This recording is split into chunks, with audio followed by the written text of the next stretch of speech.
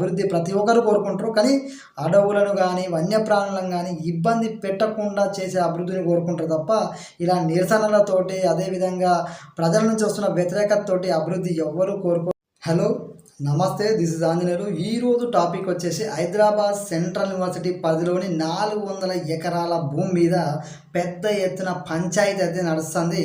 ఒకవైపు తెలంగాణ ప్రభుత్వం బుల్డోజర్లను పంపించి భూమిని చదును చేస్తుంటే ఈ భూమి మాదే అంటూ సెంట్రల్ యూనివర్సిటీ హైదరాబాద్ వాళ్ళు ఆరోపిస్తున్నారు. మరొక వైపు విద్యార్థుల నిరసనలతోటి హైదరాబాద్ సెంట్రల్ యూనివర్సిటీ అట్టుడికిపోతుందని చెప్పొచ్చు. ఒకవైపు వన్యప్రాణులు ఉన్నాయి, మూగజీవాలు ఉన్నాయి, నెమళ్ళు, జింకల ఆర్త నాదాలతోటి వీడియోలు రిలీజ్ చేశారు, ఫోటోలు రిలీజ్ చేశారు. ఆ ఫోటోలు చూస్తుంటే ఒకవైపు జింకలు, నెమల ఆర్త నాదాలతోటి హృదయ విదారకంగా అక్కడ వీడియోలు, ఫోటోల రూపంలో సోషల్ మీడియా ట్రెండ్ అయిపోతుంటే ఈ భూమి తెలంగాణ ప్రభుత్వానిదే అని చెప్పేసి ప్రభుత్వం వాదిస్తుంటే, లేదు ఈ భూమి సెంట్రల్ యూనివర్సిటీ అని హైదరాబాద్ యూనివర్సిటీ వాళ్ళు వాదిస్తున్నారు. అసలు ఈ 400 ఎకరాల భూమి సెంట్రల్ యూనివర్సిటీదా లేదంటే తెలంగాణ ప్రభుత్వందా? దీనిపైన అసెంబ్లీ సాక్షిగా రేవంత్ రెడ్డి గారు ఏం మాట్లాడినరు? బండి సంజయ్ గారి వాదన ఏంది? కేటీఆర్ గారిని విద్యార్థులు ఎందుకు కలిసిరు? అసలు ఇక్కడ వన్యప్రాణులు, మూగజీవులు, నెమళ్ళు, జింకల ఆర్తనాదాలు నిజమేనా? అసలు ఏం జరుగుతుంది హైదరాబాద్ సెంట్రల్ యూనివర్సిటీలో అనేది ఈరోజు మన టాపిక్లోకి వెళ్ళబోయే ముందు దయచేసి ఒక లైక్ ఇవ్వడం మర్చిపోకండి. వీడియో పూర్తి ఇవ్వండి, నచ్చితే మాత్రం సబ్స్క్రైబ్ చేసుకోండి. చలో టాపిక్లోకి వెళ్దాం. ఈరోజు టాపిక్ వచ్చేసి హైదరాబాద్ సెంట్రల్ యూనివర్సిటీ పరిధిలోని 400 ఎకరాల భూమి మీద పెద్ద ఎత్తున పంచాయతీ నడుస్తుంది. ఒకవైపు మాదని చెప్పి తెలంగాణ ప్రభుత్వం అంటుంటుంటే, లేదు సెంట్రల్ యూనివర్సిటీకి సంబంధించిన భూమి అని చెప్పి ఎస్సీయూ వాళ్ళు అయితే అంటున్నారు. అసలు ఈ యొక్క లొల్లి ఎప్పుడు స్టార్ట్ అయిందంటే 2004 సంవత్సరంలో అప్పటి ప్రభుత్వం ఏఎంజీ అనే సంస్థకి అభివృద్ధి చేయమని, క్రీడల పరంగా అభివృద్ధి చేయమని చెప్పేసి వాళ్ళకి ఈ యొక్క 400 ఎకరాల భూమిని కేటాయిస్తే, వాళ్ళు 2004లో కేటాయిస్తే 2006 వరకు వాళ్ళు ఎలాంటి కార్యక్రమాన్ని అక్కడ మొదలు పెట్టలేదు. దీంతో ప్రభుత్వం ఈ భూమిని వెనక్కి తీసుకుంది. దీనిపైన 2006లో ఏఎంజీ అనే సంస్థ వాళ్ళు కోర్టుకు పోయారు. దాదాపు 20 ఏళ్ల తర్వాత మార్చి మొదటి వారంలో కోర్టు తీర్పు వచ్చింది. ఈ భూమి ప్రభుత్వాన్ని అని చెప్పేసి కోర్టు క్లియర్ కట్గా చెప్పడం జరిగింది. దీంతో రేవంత్ రెడ్డి సర్కారు ఖచ్చితంగా పారిశ్రామికంగా అభివృద్ధి చేయాలని చెప్పేసి డిసైడ్ అయిపోయినారు. దీంతో అక్కడ విద్యార్థుల్లో చలనం మొదలైపోయింది. దీంతో అక్కడ విద్యార్థుల్లో నిరసనను మొదలుపెట్టారు. ఇది ఒక పచ్చని చెట్లతోటి ఆహ్లాదకరమైన అడవిలా ఉండే ఒక వాతావరణం. ఇక్కడ మూగ జీవాలు ఉన్నాయి, నెమళ్ళు ఉన్నాయి, జింకలు ఉన్నాయి అంటూ వాటి ఆర్త నాదాలు వినిపిస్తున్నాయి అని చెప్పేసి ఏవైతే బుల్డోజర్లు పంపించారో ఈ బుల్డోజర్లను వెనక్కి తీసుకుపోవాలని చెప్పేసి సోషల్ మీడియాలో పెద్ద ఎత్తున అక్కడ జరుగుతున్న పరిస్థితుల మీద వీడియోలు, ఫోటోల రూపంలో పెద్ద ఎత్తున సోషల్ మీడియాలో ట్రెండ్ అయిపోయినాయి. దీంతో విద్యార్థులతో పాటు రాజకీయ పార్టీలు కూడా ఎంటర్ అయిపోయినాయి. అసెంబ్లీ సాక్షిగా రేవంత్ రెడ్డి గారు అక్కడ మూగజీవాలు లేవు, నెమళ్ళు లేవు, జింకలు లేవు, ఏమీ లేవు, అక్కడ కొన్ని గుంటనక్కలు చేరి విద్యార్థులను రెచ్చగొడుతున్నారు అంటూ అసెంబ్లీ సాక్షిగా రేవంత్ రెడ్డి గారు బలమైన కామెంట్స్ అయితే ఆయన చేయడం జరిగింది.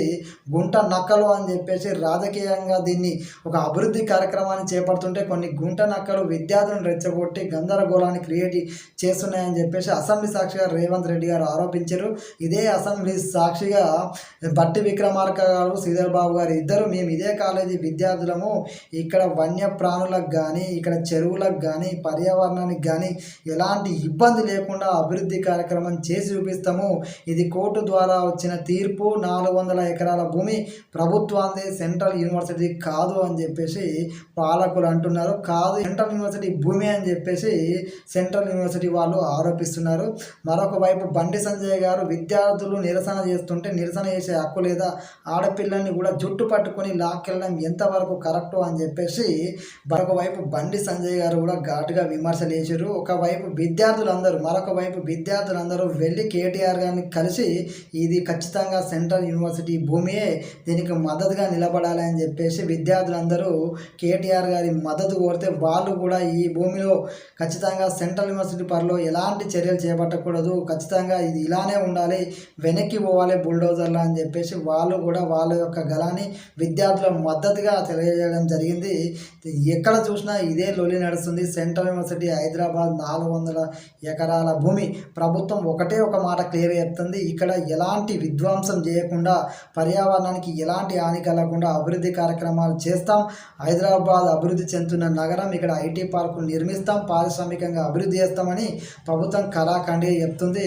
మరొక వైపు ఈ బుల్డోజర్లను వెనక్కి పోవాలి, ఎలా ఉందో అలానే కొనసాగించాలి, సెంట్రల్ యూనివర్సిటీ పరిధిలో ప్రభుత్వాల జోక్యం ఉండకూడదు, ఎలాంటి పర్యావరణాన్ని ధ్వంసం చేయకూడదు అని చెప్పేసి విద్యార్థులు అదేవిధంగా మిగతా ప్రతిపక్ష పార్టీలన్నీ ఒకటే మాట మీద ముక్త కంఠంతో ప్రభుత్వం పంపించిన బుల్డోజర్లను వెనక్కి తీసుకోవాలని చెప్పేసి చెప్తున్నారు. మీద ప్రజల్లో మాత్రం భిన్న అభిప్రాయాలు అయితే వస్తున్నాయి. ఎందుకంటే ప్రజలు పర్యావరణాన్ని ఇబ్బంది కలగకుండా ప్రభుత్వం చేయాలి, ఈ వన్యప్రాణులు అదేవిధంగా ఈ మూగ జీవాల ఆర్తనాదాలు అని చెప్పేసి సోషల్ మీడియాలో వస్తున్న ఏవైతే వీడియోలు ఫోటోలు ఉన్నాయో వాటన్నింటినీ ప్రజలు కూడా కొంచెం వ్యతిరేకంగానే స్పందిస్తున్నారు. ఖచ్చితంగా ఇలాంటి విషయాల్లో మూగ జీవుల ఆర్తనాదాలతోటి ప్రకృతిని విధ్వంసం చేసి అభివృద్ధి చేసినా అభివృద్ధి సరిగా జరగదు అని చెప్పేసి ప్రజలు కూడా ప్రభుత్వం మరొకసారి ఆలోచన చేయాలని చెప్పేసి కోరుకుంటున్నారు.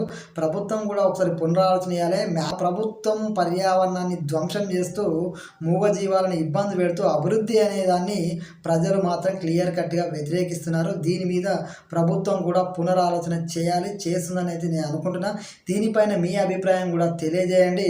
విద్యార్థుల అరెస్టులు నిరసనలతోటి మొత్తానికి సెంట్రల్ యూనివర్సిటీ హైదరాబాద్ అయితే అట్టుడికిపోతుంది. ఇది రాజకీయ కోణంగా కూడా ఒక పెద్ద అంశమై తెలంగాణలో రాజకీయ అంశంగానైతే ఇప్పుడు మారిపోయింది. చూడాలి రానున్న రోజులలో ప్రభుత్వం ఎలాంటి నిర్ణయం తీసుకుంటుంది. మరి విద్యార్థులను ఎస్సీ యూనివర్సిటీతో మాట్లాడుతుందా, లేదంటే ప్రతిపక్షాలు అన్నింటినీ కూర్చోబెట్టి ఏ విధమైన నిర్ణయం తీసుకోబోతుంది అనేది త్వరలో మనం చూడబోతున్నాము. వేచి చూద్దాము అసలు ఏం జరుగుతుంది, దీనిపైన ఏ రకంగా మొదలై ఏ రకంగా వెళ్తుంది. కానీ పర్యావరణ విధ్వంసం జరగకుండా అభివృద్ధి ప్రజలు కోరుకుంటారు, ఎవరైనా కోరుకుంటారు, గదే ప్రజలు కోరుకుంటారు తప్ప ఇక్కడ చెట్లను నరికేస్తూ వన్యప్రాణులను ఇబ్బంది పెడుతూ వాటి ఆర్తనాదాలు వింటుంటే ప్రజల్లో కూడా మిశ్రమ స్పందన వస్తుంది, వ్యతిరేకిస్తున్నారు. కాబట్టి ఖచ్చితంగా ప్రభుత్వం ఈ దిశగా ఆలోచన చేయాలి. ప్రభుత్వం చేసే అభివృద్ధి మీద ఏ ఒక్క పౌరునికి, ముఖ్యంగా తెలంగాణ బిడ్డగా నాకు కూడా ఎలాంటి అభ్యంతరం ఉండదు. ఎందుకంటే అభివృద్ధి ప్రతి ఒక్కరు కోరుకుంటారు, కానీ అడవులను కానీ వన్యప్రాణులను కానీ ఇబ్బంది పెట్టకుండా చేసే అభివృద్ధిని కోరుకుంటారు తప్ప ఇలా నిరసనలతోటి అదేవిధంగా ప్రజల నుంచి వస్తున్న వ్యతిరేకతతోటి అభివృద్ధి ఎవ్వరూ కోరుకోరు. ఎందుకంటే ఒక వ్యక్తి నిరసన తెలియజేసిండు, ఒక విద్యార్థి నిరసన తెలియజేసిండు అంటే అది ఖచ్చితంగా ప్రజల మీద కూడా ప్రభావం చూపుతుంది. ప్రజలు కూడా ఏ వైపు ఉంటారో ప్రభుత్వాలు పాలకులు కూడా ఆలోచన చేయాలి. మళ్ళీ ఒకసారి పునరాలోచన చేసి లేదంటే విద్యార్థులతో అందరితో మాట్లాడి ఈ విషయాన్ని కొలికి తీసుకురావాలని కోరుకుంటూ జై హింద్.